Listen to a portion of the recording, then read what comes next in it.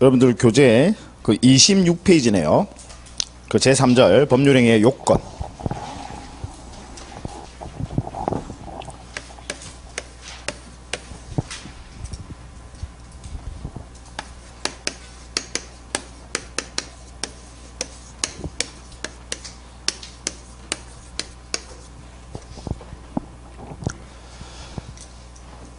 여러분들은 이제 법률행위 하면요, 그냥 바로 계약 떠올리세요. 우리 시험은 그 계약을 당연히 위주로 시험에 출제를 합니다. 계약. 청약과 승낙이다, 그죠? 자, 이 법률행위가 유효하기 위해서는 4가지 요건이 충족이 돼야 됩니다. 그래서 목적의 확정성이 있어야 되고요. 그 다음 그 목적의 가능성, 그 법률행위 목적, 즉 계약 목적에 가능성이 있어야 된다.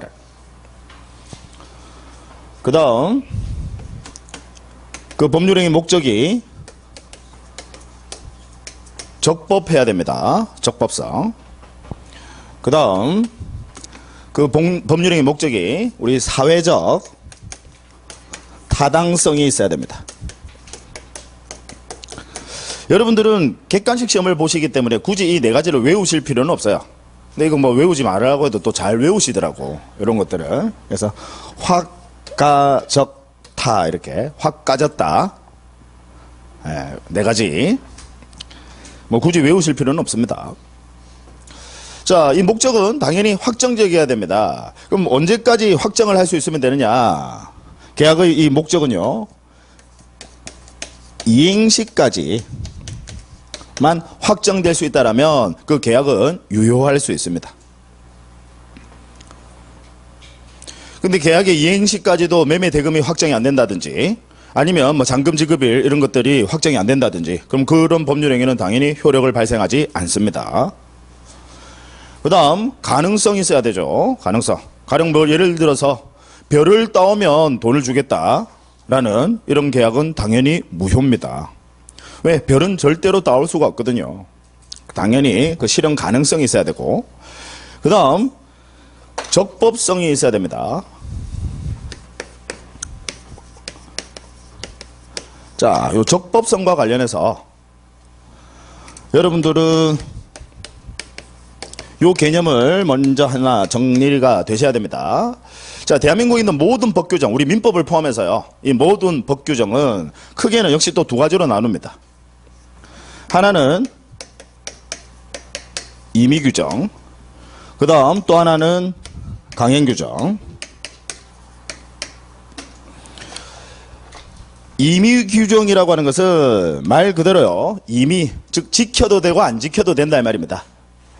따라서 당사자가 얼마든지 특약으로 아예 배제하거나 아니면 변경할 수 있습니까? 없습니까? 있어요. 가능하단 말이죠. 그래서 우리 민법에서는요, 주로 채권편에 나오는 규정들이 원칙적으로 임의규정입니다. 채권에 나오는 규정들. 다만 사회적 약자 보호를 위해서, 여러분 기억나십니까? 우리 임대차에서 임차권도 채권이거든요. 근데 얘는 강행규정, 상당수의 강행규정을 둡니다. 사회적 약자 보호 때문에요. 그 다음 또 하나 기억나십니까? 환매권. 그래서 제가 환매권 할 때 설명을 드렸었죠. 이 환매권이라고 하는 게 목적은 뭐예요? 돈을, 금융이라고 하죠. 돈을 융통할 목적으로 이 환매권 특약을 하는 거거든요. 돈이 필요하니까. 그냥 은행 가서 대출 받으려고 하니까 1억짜리 부동산 가지고 대출 받으려고 하니까 한 6천만 원밖에 안 해주더라 이 말이지. 그래서 아예 1억을 받고 넘겨버리는 겁니다. 그럼 그 매수인이 이제 사용수익을 하는 거예요. 사용수익을 하고 그 1억이라는 대금, 그 돈 가지고 이제 융통을 하는 거죠. 그리고 자기는 일정 기간이 지나면, 그래서 환매 기간은 여러분 몇 년을 넘지 못한다? 부동산의 경우에 5년을 넘지 못한다라는 역시 강행규정입니다. 그래서 얘는 연장도 안 돼.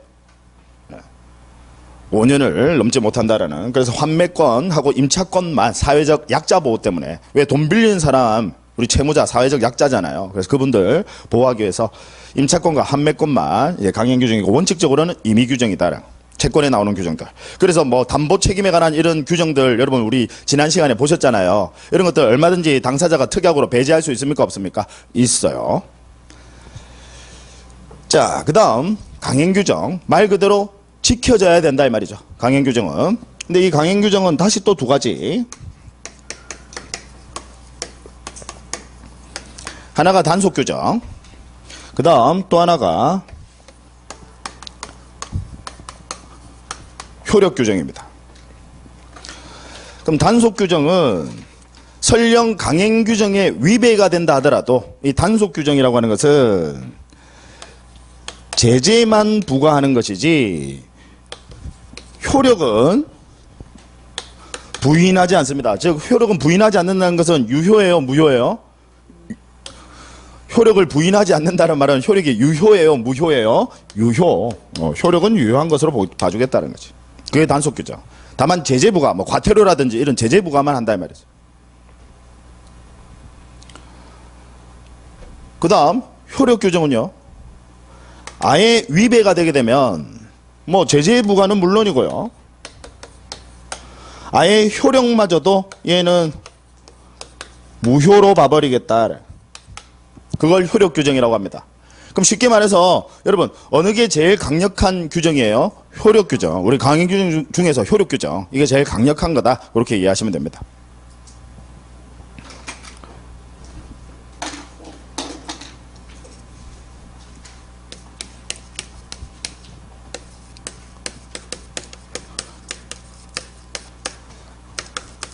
자,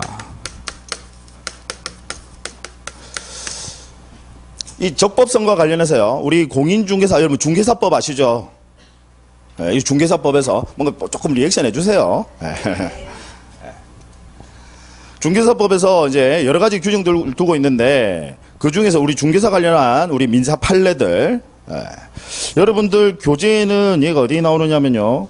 30페이지에 거기 판례 보기 해서 비교 판례까지 해서 판례 3가지 나오고요. 30페이지에 판례 보기 찾으셨죠? 그 3가지. 그 다음에 31페이지 맨 위에 또 판례 보기에서 하나 나와요. 그래서 총 4가지 판례입니다. 굳이 여러분 교재 보실 필요 없어요. 제가 칠판을 통해서 같이 정리할 겁니다. 굳이 막 이런 글 다 읽으실 필요 없어요. 자, 먼저 중개보수와 관련한 판례입니다. 수수료, 중개보수. 첫 번째가 초과 보수를 받았다. 여러분 우리 중개사법에서 우리 중개사 보수는요 법정 그 한도 있지 않습니까? 그거 넘어서서 초과 보수를 받았다. 그럼 이에 관해서 우리 대법원 판례는 이 초과 보수를 받게 되면 얘는 아예 무효로 봐버립니다. 무효. 다만 초과되는 부분만 무효로 봅니다. 법정 한도를 초과되는 부분, 얘는 무효. 따라서 얘는 무효로 봐버리니까 강행규정 중에서 단속규정이에요, 효력규정이에요? 무효로 보니까 얘는 단속규정이에요, 효력규정이에요? 효력규정.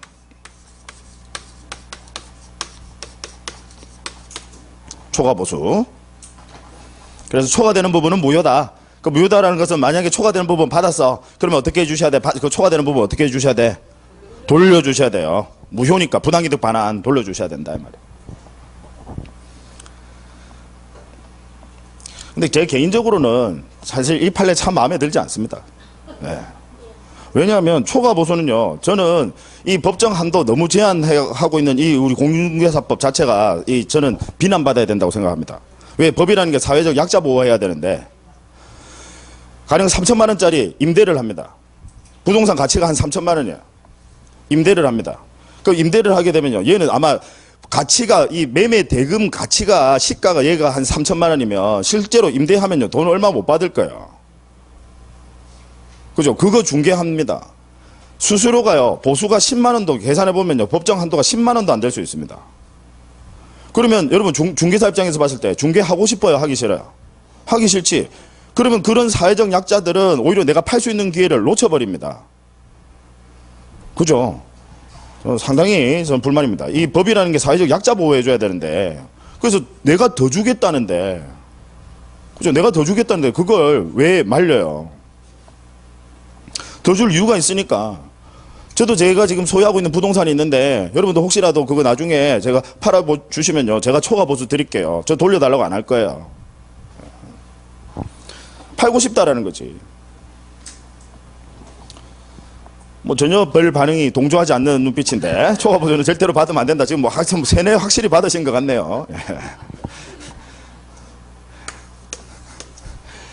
그 다음에요, 중개업 등록을 하지 않고요, 영업행위를 합니다. 자, 여러분, 이 영업이라고 하는 것은 법에서 영업이라는 표현은 당연히 전제 자체가 뭐냐면 계속적, 반복적을 이야기하는 겁니다. 영업이라는 표현 자체가요. 그럼 중개사 자격이 없는 사람이 중개업 등록도 하지 않고요, 계속적으로 영업을 합니다. 그러면 이 경우에 자, 보수 약정은요, 보수 약정은 이때는 역시 우리 대법원 판례는 무효다라고 봅니다. 이 보수 약정 자체가 무효다. 요 판례는 충분히 이해가 됩니다. 그죠? 그 다음 세 번째 판례가요, 중개 보수와 관련해서 중개업 등록을 하지 않으신 분이 일회적으로 어떤 우연한 기회에 한 번 중개를 하면서 보수 약정을 했다 이 말이지. 얘는 우리 대법원 판례가요, 이건 유효하다라고 봅니다. 다만 중개사법 위반으로 제재를 부과합니다. 제재 부과는 해요. 무슨 이야기인지 아시겠죠? 따라서 이 경우에는 자, 유효인데 제재를 부과하네. 얘는 효력 규정이에요, 단속 규정이에요? 단속 규정이다라는 거지.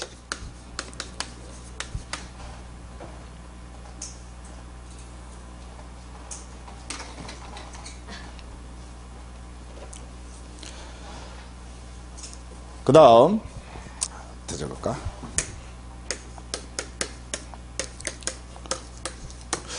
역시 여러분 중개사법에서 자기거래 금지하는 거 아시죠? 예. 가령 매도 의뢰인이 매도 의뢰를 했어요. 근데 내가 중개사가 직접 자기가 매수인이 되는 거야.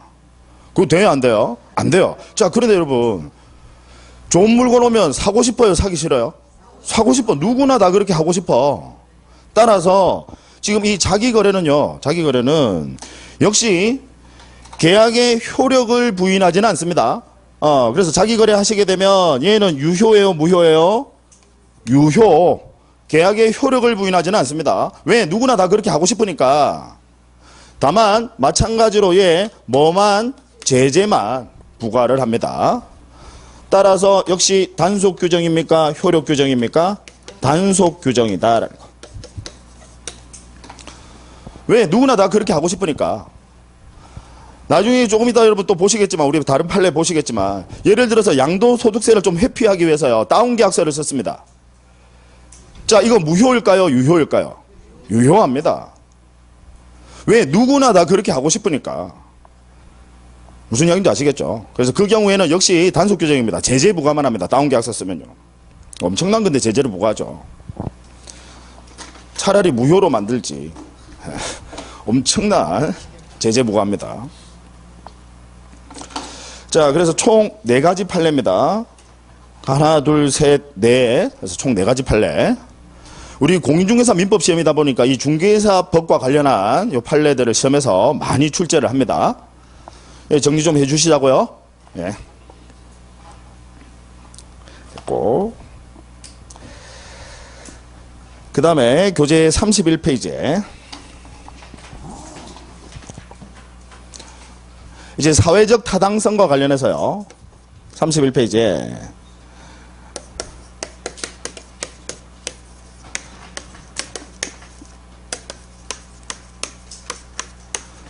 반사회질서 행위, 즉 사회질서에 반하는 법률 행위.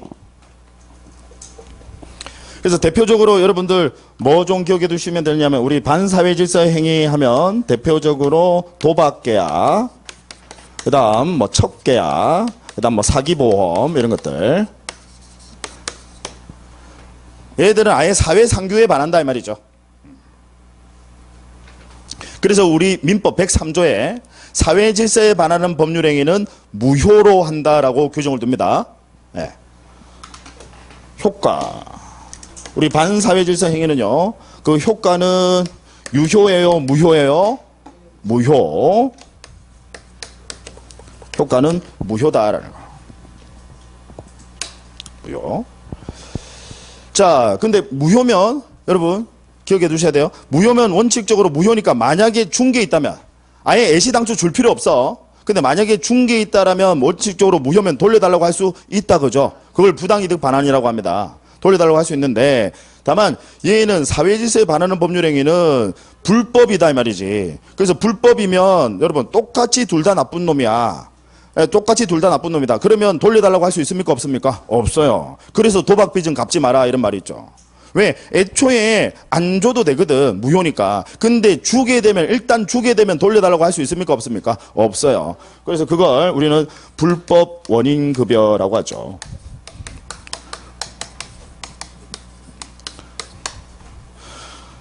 다만 여기서 정확하게 아셔야 될 게 우리 불법 원인급여는 원칙적으로는 돌려달라고 못한다 그죠? 예. 그래서 두 가지 즉 서로 간에 당사자 간에 불법성이 같아. 동일하다면 불법성이 둘 다 나쁜 놈이다 이 말이야. 그러면 이때는 돌려달라고 반환 청구 할 수 있습니까 없습니까? 둘 다 나쁜 놈이야. 즉 도박 둘 다 나쁜 놈이지. 그러니까 돌려달라고 할 수 있다 없다? 없다. 근데 서로 불법성이 동일하지 않습니다. 즉 차이가 난다 이 말이지. 즉 한쪽이 더 나쁜 놈이다 이 말이야. 그 대표적인 게 고리대금입니다. 고리대금. 여러분 고리대금은요. 그 이자 많이 받으신 그분이 나쁜 사람이에요. 아니면 그 이자 많이 준 그분이 나쁜 사람이에요. 그죠. 당연히 많이 나쁜 사람이. 지금 뭐 말씀 안 하신 분들은 뭐 똑같이 어차피 다 빌린 사람도 나쁜 사람이야. 뭐 이렇게 생각하실 수 있는데 급하면 빌리죠. 고리라도. 무슨 얘기인지 아시겠죠? 그래서 이런 경우에 서로 간의 불법성이 차이가 난다 이 말입니다. 그래서 굳이 이걸 우리 학자들이 뭐라고 표현하냐면 불법성 비교론이라고 이렇게 표현을 해요. 비교를 해서 불법성이 차이가 난다라고 한다면 그때는 반환 청구할 수 있습니까 없습니까? 있다라. 이때는 돌려달라고 할 수 있다라.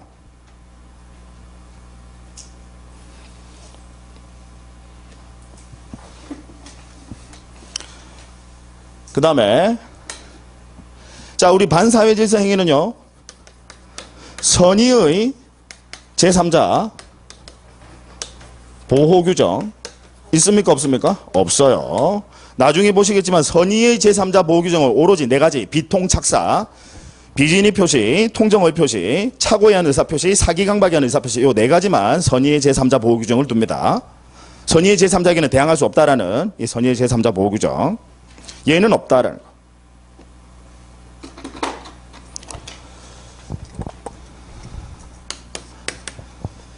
자 그러면 이제 여러분들은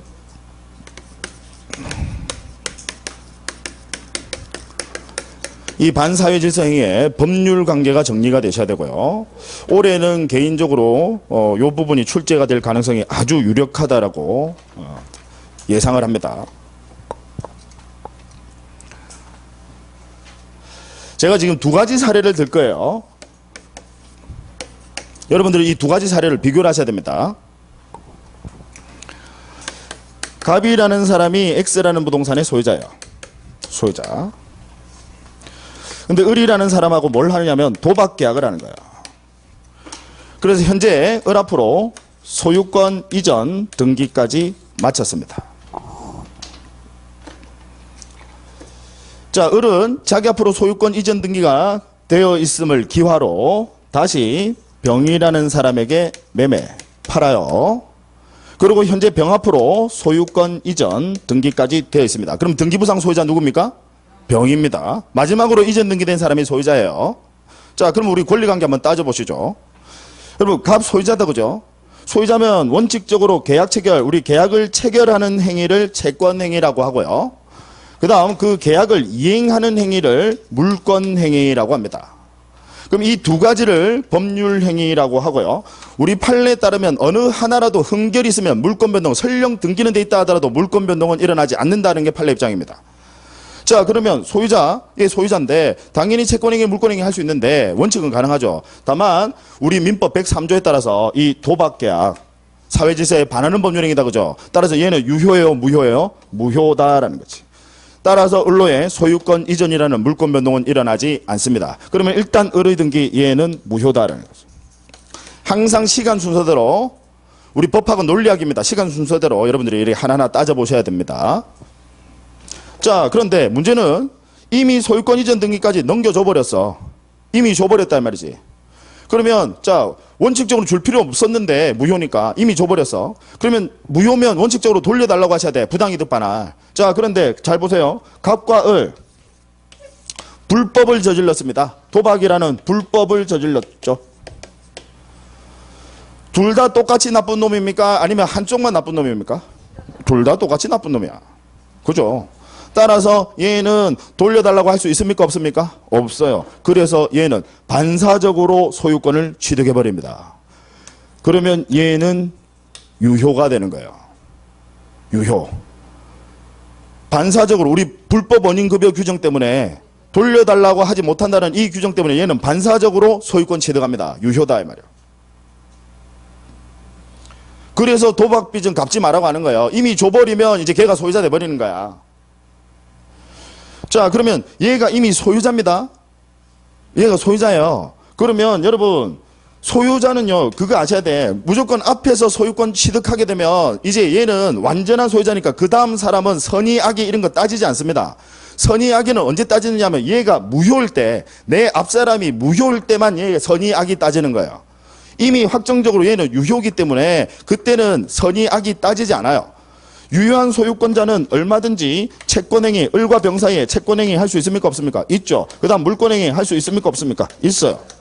그러고 얘 앞으로 등기까지 돼 있으니까 당연히 병 앞으로 소유권 취득합니다. 유효니까. 그때는 선악 따지는 거 아닙니다. 주의하셔야 돼. 얘가 설령 얘가 도박으로 이걸 도박으로 가져갔다는 것을 악이라고 하더라도 병은 소유권 취득해요, 못해요? 해요. 무슨 이야기인지 아시겠죠? 앞에서 이미 한번 소유권 취득해버리면 그러면 더 이상은 그거 따지지 않습니다. 자, 여러분 이거 정확하게 아셔야 돼요. 왜? 시험에 아주 자주 등장합니다. 가령 갑이라는 사람이 있어요. 얘가 소유자. 을 통정허위 표시, 즉 가장매매라고 합니다. 실제로 넘길 마음 없어. 서로 짜고 을 앞으로 소유권 이전 등기까지 마쳤습니다. 소유권 이전 등기까지. 얘 소유권 취득해요, 못해요? 여러분 통정허위 표시, 벌써 잊어버렸어요. 통정허위 표시는 법률 효과가 무효입니다. 서로 짜고 허위 표시하면요, 법률 효과는 무효입니다. 얘 소유권 취득해요, 못해요? 못해요. 자, 그런데 가령 을이라는 사람이요, 이걸 병에게 매매, 자기 앞으로 등기가 돼 있으니까 팔아요. 병 앞으로 소유권 이전 등기까지 마쳤습니다. 병 앞으로 소유권 이전 등기까지 마쳤어. 병이라는 사람은 악입니다. 즉 통정 허위 표시했다는 사실을 알아.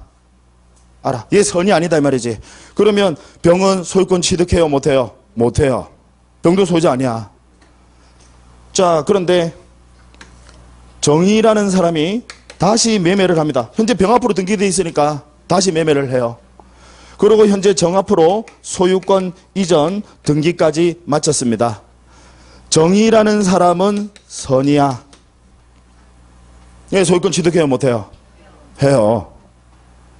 여러분 선의의 제3자라는 게 꼭 여기 당사자하고 직접 거래한 사람만을 이야기하는 거 아닙니다. 제3자라고 하는 것은 이 당사자 제외하고 새로운 법률상 이해관계를 맺은 자들 전부를 이야기하는 겁니다. 그래서 이 중에서 누구 한 명이라도 계속 악이 가다가 소유권 취득 못하다가 한 사람이 선이면 걔가 취득해버려요. 지금 이해하시겠죠? 자, 그러면 이제 얘는 완전히 소유권 취득해버렸어. 따라서 정의라는 사람이 만약에 무라는 애랑 다시 또 매매를 하고요. 무 앞으로 소유권 이전 등기를 했는데 이 무라는 사람은 갑과 을이 통정 허위 표시했다는 사실을 알아. 악이다 이 말이죠. 와, 얘 오지랖도 오죠. 벌써 몇 단계 거쳤는데 얘는 이 사실을 알고 있어. 얘들이 통정 허위 표시 가장매매했다는 사실을 알고 있어. 얘 악이. 자, 소유권 취득할까요? 못할까요? 해요. 그때는 선악 따지는 거 아니라고. 왜? 이미 앞에서 내 앞사람이 여러분 선악 따질 때는 앞에가 무효일 때만 따지는 거예요. 내 앞사람이 완전히 소유권 취득하면 나는 그때부터는 소유권 취득합니다. 그래서 이걸 우리 학자들이 뭐라고 표현하느냐면 엄폐물 법칙이라고 표현해요. 여기서 단절이 된다 이 말이지. 앞에서 한번 소유권 취득해버리면 즉 악이 가다가 계속 취득 못하다가 하나가 선이 그럼 걔가 취득해버려. 그럼 이제 걔는 완전히 소유자. 따라서 그때부터는 얼마든지 선악 따지는 거 아닙니다. 무슨 이야기인지 아시겠죠? 선의 악의는 내 앞사람이 무효일 때만 그때만 선의 악의 따지는 거예요. 얘는 이때 이 무는 설령 악이라 하더라도 소유권 취득한다라는 거.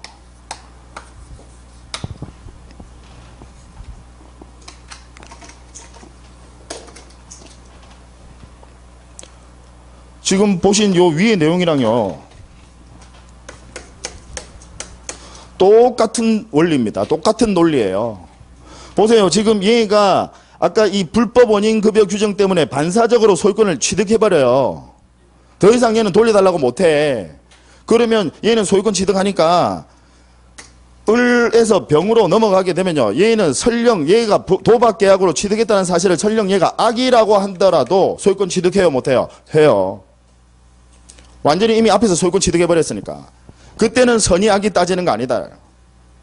내 앞사람이 무효일 때만 그러면 나는 선인지 악인지 내가 선이라면 이제 나는 취득하는 거야. 그러니까 지금 아까 여기서 정의라는 애는 내 앞사람이 악이면 얘 소유권 취득해요? 못해요? 못해요. 그러니까 이때만 선인지 악인지 따지는 거야. 그래서 선이라면 소유권 취득한다. 그럼 이제 얘는 완전히 소유권 취득했으니까 설령 그 다음 사람부터는 악이라고 하더라도 소유권 취득하지. 이미 앞에서 완전히 소유권 취득해버렸으니까. 아시겠죠? 네. 그 흐릿한 눈빛으로 계시지 마시고 눈에 지금 불을 켜야 돼요. 이런 것들. 네. 눈에 딱 힘을 주고 눈에 좀 핏줄이 터질 정도로 공부할 때는요. 뭐 할 때는 조금 이래 빡세게 해야지.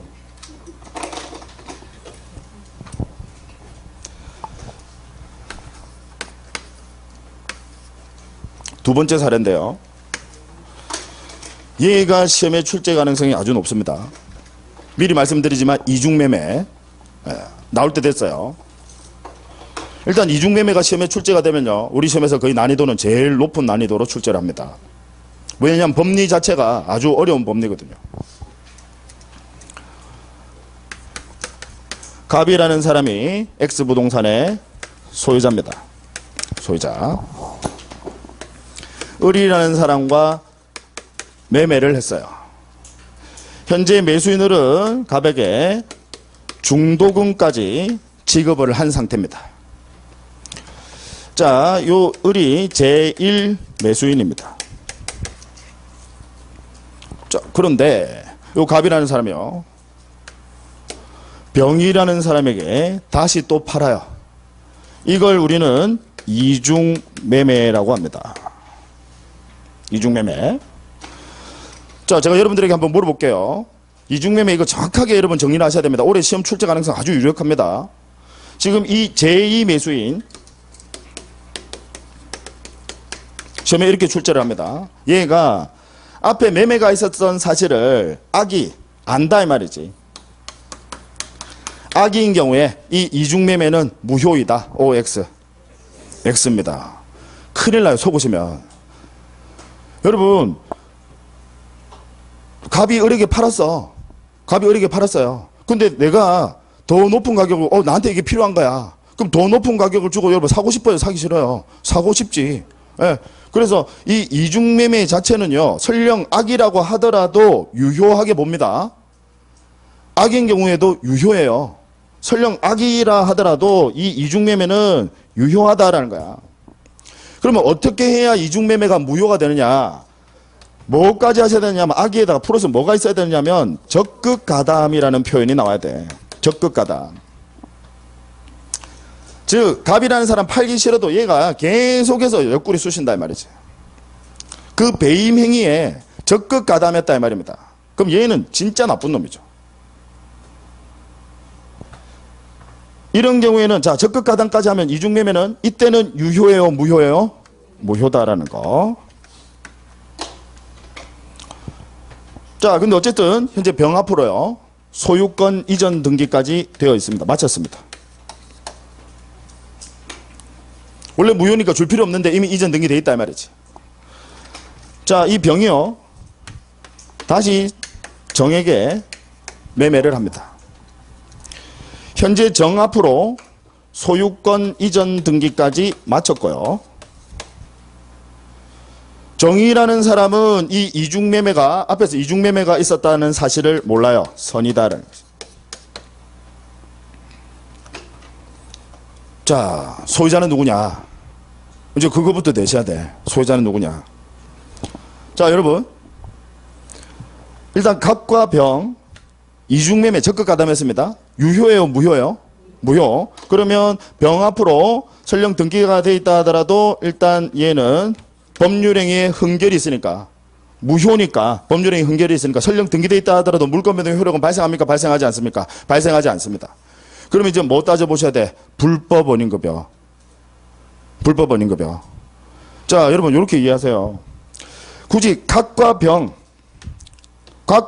사실 나쁜 놈들이야. 근데 누가 좀 더 나쁜 놈이에요? 병이. 그래서 아까 불법성 비교론이라고 해요. 근데 문제는 여러분 생각해 보세요. 법은 항상 공평인데 얘가 만약에 병이 소유권 취득한다면 누가 바보가 되지? 을이 바보가 돼요. 그럼 을도 비교를 해보셔야 돼. 얘가 취득해버리면 을이 바보가 돼. 따라서 이 경우에 우리 판례는요. 이때는 자 갑과 병 중에 아까 누가 더 나쁜 놈이라고? 병. 그러면 자 어디 갔냐 여기 서로 불법성에 차이가 난다 그죠? 그럼 그때는 돌려달라고 할 수 있다 없다? 있다라는 거. 이때는 돌려달라고 할 수 있다. 따라서 얘는 소유권 취득해요 못해요? 못해요. 왜? 무효. 벌써 달라진다 그죠? 얘는 무효. 얘가 더 나쁜 놈이다라는 거지. 특히 누구랑 비교해보면 을이랑 비교해보면요. 을은 선의의 피해자가 발생해버립니다. 더군다나 적극 가담까지 해서 이 배임행위에 물론 얘들 다 형사범으로 처벌받습니다. 우리 형법상 배임죄에 해당하거든요. 그래서 얘가 유효로 돼버리게 되면 이 을 바보 되는 거야. 그러니까 불법성을 비교를 해서 누가 더 나쁜 놈이에요? 병. 그럼 이 경우에는 돌려달라고 할 수 있다 없다? 있다. 요거 꼭 기억하시자고요. 둘 다 나쁜 놈일 때는 둘 다 나쁜 놈일 때는 보세요. 도박 둘 다 나쁜 놈이다 그죠? 얘는 어느 하나 둘 다 똑같은 거지. 그러니까 이때는 돌려달라고 할 수 있습니까? 없습니까? 없어. 그래서 반사적으로 얘는 소유권 취득해버린다고. 유효. 자 근데 이때는 얘가 더 나쁜 놈이다 그죠? 특히 을을 하고 비교를 해보면 얘가 정말 나쁜 놈이잖아요. 예. 따라서 이때는 돌려달라고 할 수 있다 없다? 있다라. 이때는 있다. 그러니까 얘는 유효예요 무효예요? 무효. 자 그러면 병 소유자 아닙니다. 소유자 아닌 사람은 원칙적으로 채권행위, 계약은 체결할 수 있다 하더라도 물권행위는 할 수 있습니까? 없습니까? 없어요. 그러면 정 앞으로 소유권 이전 등기는 돼 있다 하더라도 이 등기는 무효입니다. 마지막으로 뭐 검토해 보셔야 되느냐. 얘가 앞에가 지금 유효예요? 무효예요? 무효니까 얘 선이다 그죠? 그래서 마지막으로 앞 사람이 무효일 때는 뭐 검토해 보셔야 돼? 선의의 제3자 보호 규정이 있는지. 자 우리 이 반사회제세 행위는 선의의 제3자 보호 규정 있습니까? 없습니까? 없어요. 따라서 정은 선이라 하더라도 보호받지 못합니다. 결국 무효다. 그러면 소유자 누구예요? 갑이다. 얘가 소유자입니다. 아까 결과가 달라요. 지금 이 경우에 아까 소유자 누구였습니까? 벌써 잊어버렸죠. 이때 소유자 누구예요? 병이 소유자입니다. 얘가 소유권 취득해. 그러니까 이렇게 기억하시자고요. 일단 여러분 결론이 들어와야 돼. 결론이. 자 도박 계약을 했어요. 도박 계약을 해서 그래서 그걸 넘겼어. 누군가한테 내하고 도박을 한 상대방한테 넘겼어. 그 사람이 팔아. 그럼 그 사람은 산 사람은 소유권 취득해요 못해요? 해. 소유권 취득해요.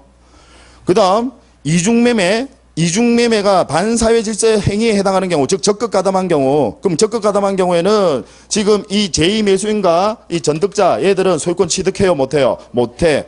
여전히 누가 소유자? 갑. 그래야 제1 매수인이 나중에 넘겨받을 거 아니에요. 아니면 선의의 피해자 발생하는데. 심지어 얘 중도금까지 줬단 말이에요. 지금 이해하시겠죠? 예. 자, 그 다음. 이제 뭐 물어보냐면, 지금 제1 매수인 을은요, 제1 매수인 을. 얘는 매매 계약을 체결했으니까 소유권 이전 청구권이라는 계약을 통해서 나온 권리, 채권적 청구권을 가집니다. 계약을 통해서 나온 권리는 오로지 그 계약의 상대방에 대해서만 권리를 주장 행사할 수 있습니다. 따라서 이 을은요, 정에게 야, 너 무효니까 너의 등기 지워라고 직접 소유권 말소 청구권을 행사할 수 있느냐? 없다. 이제 여기가 시험의 지문이에요. 그 다음, 직접은 안 되지만 을은 갑의 채권자거든요. 채권자는 자신의 채무자를 대신할 수 있습니다. 그걸 우리는 채권자 대위라고 합니다. 따라서 이 채권자는 갑을 대위해서 정의 등기를 지워 소유권 말소 청구권 이건 행사할 수 있다 없다? 있다라는 거. 요게 이제 시험에 출제됩니다. 그러면 어떤 식으로 시험에 출제가 되는지 같이 여러분들과 한번 문제를 통해서 확인해 보도록 합니다. 3번 문제를 보세요.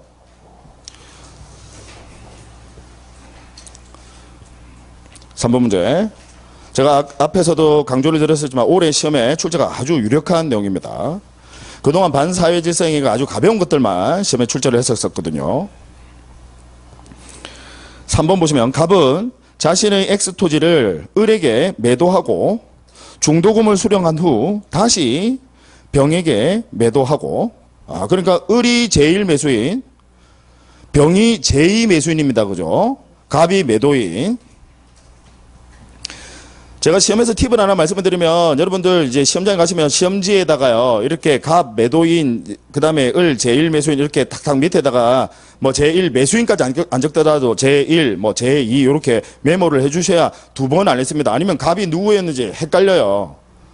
왜냐하면 출제자들이 이걸 꼭 똑같이 획일적으로 하면 좋겠는데 어떨 때는 뭐 제1 매수인을 다른 사람 또 갑으로 만들어버리고 막 그런다고. 그럼 실컷 알아도 틀린다고요. 그래서 다시 병에게 병이 제2 매수인입니다. 매도하고 소유권 이전 등기까지 격려해 주었다. 다음 설명 중 틀린 것은 여기 갈로에 보시면 다툼이 있으면 판례에 따름이라고 되어 있는데 모든 문제들이 전부 다 다툼이 있으면 전부 다 판례에 따르니까 제가 이제 앞으로는 이거는 읽지 않겠습니다. 자, 1번. 특별한 사정이 없는 한. 자, 지금 여러분 설문 잘 보셔야 됩니다. 여기 지금 제2 매수인 병이 적극 가담했다는 표현이 설문에 있습니까? 없습니까? 없어요. 항상 잘 보셔야 됩니다. 그래서 1번 보시면 특별한 사정이 없는 한 병은 X토지의 소유권을 취득한다. 맞죠? 이중매매는 원칙적으로 유효다라는 걸 물어봅니다. 맞지? 여기서 특별한 사정이 없는 한 이 말은 적극 가담 이런 게 없는 한 이 말이죠. 그 다음 2번 특별한 사정이 없는 한 을은 최고 없이도 갑과의 계약을 해제할 수 있다. 야. 여러분, 요 앞에 좀 지워도 될까요? 네, 지웁니다.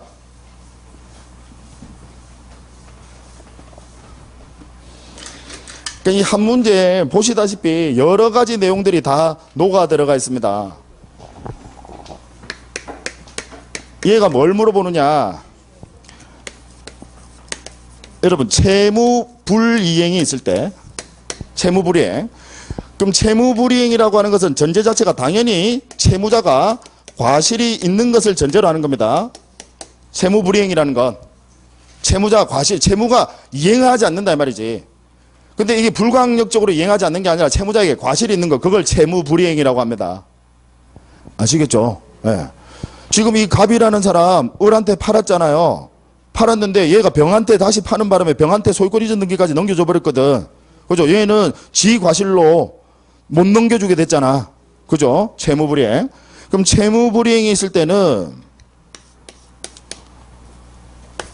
기억나십니까? 계약을 어떻게 할 수 있죠? 해제할 수 있고요. 플러스 뭐까지? 손해배상까지 청구할 수 있습니다. 계약을 해제하고 손배 청구 가능하죠. 채무불이행이 있을 때. 그럼 이 채무불이행의 유형에는요, 두 가지가 있습니다. 하나가 뭐 이행 지체, 그 다음 또 하나가 이행 불능. 채무자 과실로 이행 불능 이야기하는 겁니다. 자, 이행 지체가 있을 때, 자, 원칙적으로 이행 지체가 있으면 당연히 계약을 해지할 수 있다, 그죠? 이행 지체에 채무 불이행이 있으면 계약 해지할 수 있습니까, 없습니까? 있어요. 당연히 계약 해제 가능한데, 자, 계약 해제를 하시려면 여러분 기억나십니까? 이행 지체가 있을 때는 바로 계약 해제하는 거예요? 아니면 기회 한번 주셔야 돼? 기회 한번 주셔야 돼. 즉 그걸 뭐라고 하냐면 이행 최고라고 합니다. 독초. 상당한 기간을 정해서 이행해 주세요 라고 원칙적으로는 당연히 최고하셔야 돼. 자, 그런데 예외적으로 즉 이행 최고를 할 필요가 없는 경우가 있습니다. 지금 또 표정 보니까 뭐 처음 보는 표정을 짓고 계시는데 원칙적으로 최고할 필요가 없는 경우가 있습니다. 원칙은 항상 자, 여러분 꼭 기억해 두세요. 채무불이행, 이행지체를 한다라고 바로 계약 해제하는 거 아니야. 일단은 최고해 주셔야 돼. 그러고 상당 기간 내에 이행하지 않을 때 그때 계약 해제하는 겁니다. 이행지체가 있을 때는요. 예. 자, 근데 최고할 필요가 없는 경우가 있습니다. 하나가 뭐냐면 채무자가 강큰 놈이야. 미리 저 절대 이행 안 할 겁니다 라고 이행 거절의 의사표시를 합니다. 채무자가. 그러면 굳이 채권자는 최고할 필요 있을까요, 없을까요? 없어요. 그래서 이때는 최고하지 않고 해제할 수 있습니다. 그 다음 또 하나가 정기행위죠. 정기행위. 일정 기간 내에 반드시 이루어져야지만 의미가 있는 그런 계약을 이야기하는 겁니다. 그래서 예를 들자면 물품 납품 계약입니다. 만약에 누군가가 내한테 물품을 만들어주지 않으면 그 기간 내에 만들어주지 않으면 나도 그거 조립해서 다른 데 넘겨야 되는데 그 기한 내에 해주지 않으면 나도 내가 못 넘겨줘. 반드시 기한 이내에 행해져야 되는 행위, 걔를 뭐라고 표현한다고요? 정기행위. 자, 이 경우에는 굳이 최고할 필요 있습니까, 없습니까? 없어요. 이때는 최고할 필요 없다. 요거 기억해 주시자고요. 다시 이행지체가 있을 때는, 자, 이행지체가 있을 때는 원칙은 최고할 필요 있다, 없다? 있다. 다만 최고할 필요가 없는 경우가 두 가지. 하나가 미리 채무자가 이행 거절의 의사표시를 했을 때, 나 안 할 거예요. 안 갚을 거예요. 미리 이행 거절의 의사표시를 했을 때, 그때는 굳이 최고할 필요 없이 바로 계약 해지할 수 있고요. 그 다음 정기행위. 반드시 기한 내에, 그러니까 이거 아예 계약 체결할 때 이건 반드시 기한 내에 해야 됩니다. 기한 내에 하지 않으면 의미가 없습니다라고 계약을 체결한 거야. 근데 얘가 기한을 안 지킨 거야. 그럼 그때는 굳이 이 최고할 필요 있습니까, 없습니까? 없어요. 나도 그 기한 내에 얘가 하지 않으면 나도 뭔가를 해줘야 되는데 못 해준다 이 말이지. 이런 것들은 뭐라고 표현한다고? 정기행위. 네, 그때는 최고할 필요 있다, 없다? 없다. 그 다음 생각해 보시면요, 이행불능입니다. 이행불능. 어차피 얘는 못 넘겨줘. 불능이 돼버렸어. 그러면 불능의 경우에는 굳이 이행을 최고할 필요 있을까요, 없을까요? 없죠. 이행불능은 최고할 필요 없습니다. 이 점이 이행지체랑 달라요. 어차피 얘는 불능이야. 뭐 기회를 주는 게 무슨 의미가 있어요. 우리 최고라는 게 기회 한 번 준다라는 건데 의미 없잖아요. 그죠? 그래서 이행불능의 경우에는 여러분 다시 이행불능의 경우에는 최고할 필요 있다, 없다? 없다. 자, 그러면 여러분 다시 아까 앞으로 가셔가지고 아까 저 이중매매 지금 매도인 갑이요, 제2 매수인 병에게 아예 등기를 넘겨버렸습니다. 그럼 제1 매수인 자 을에게 지금 현재 이 상태에서 등기 넘겨줄 수 있습니까, 없습니까? 없어요. 얘는 이행지체예요, 이행불능이에요? 이행불능. 따라서 얘는 최고할 필요 있을까요, 없을까요? 없어요. 그래서 제1 매수인 입장에서 봤을 때는 바로 계약을 해제할 수 있다라는 거죠. 자, 다시 지문 보세요. 그러니까 이 지문 하나에 이런 많은 의미들을 담아두고 있습니다. 아까 2번 지문. 특별한 사정이 없는 한 을은 최고 없이도 그냥 항상 전제자실을 특별한 사정이 없는 한으로 두는 거죠.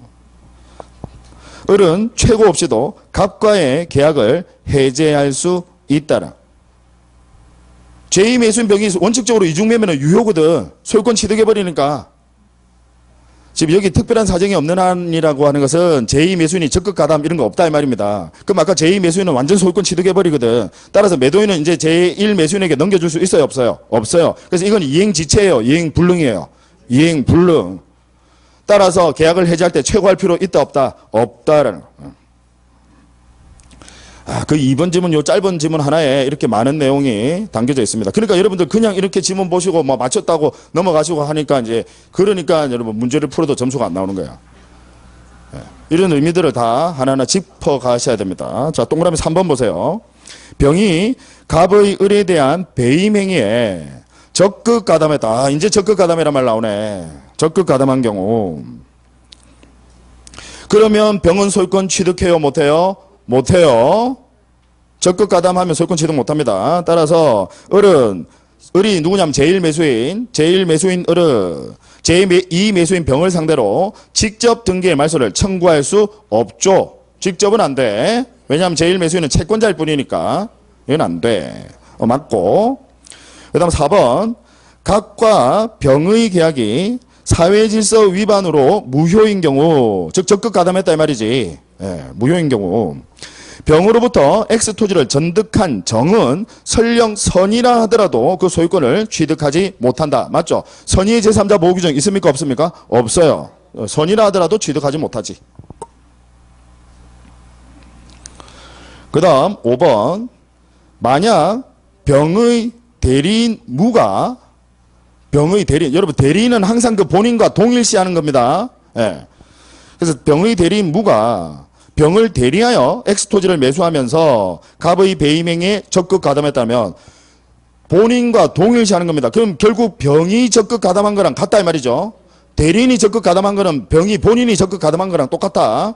따라서 적극 가담하였다면 그러한 사정을 모르는 병은 소유권을 취득한다? X죠. 5번이 틀렸네.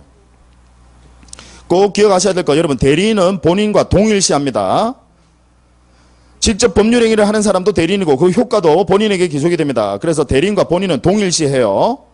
따라서 대리인이 적극 가담을 했으면 본인이 제2매수인 병 본인이 직접 적극 가담한 거랑 같아. 따라서 병은 소유권을 취득한다 취득하지 못한다? 취득하지 못한답니다. 5번이 틀렸네요. 난이도 최상의 문제입니다. 근데 올해 항상 난이도 최상의 문제를 몇 문제 내거든요. 이 부분이 시험에 출제될 가능성이 상당히 유력합니다. 자, 잠깐 쉬었다가 하도록 하겠습니다. 열을 좀 식히고요.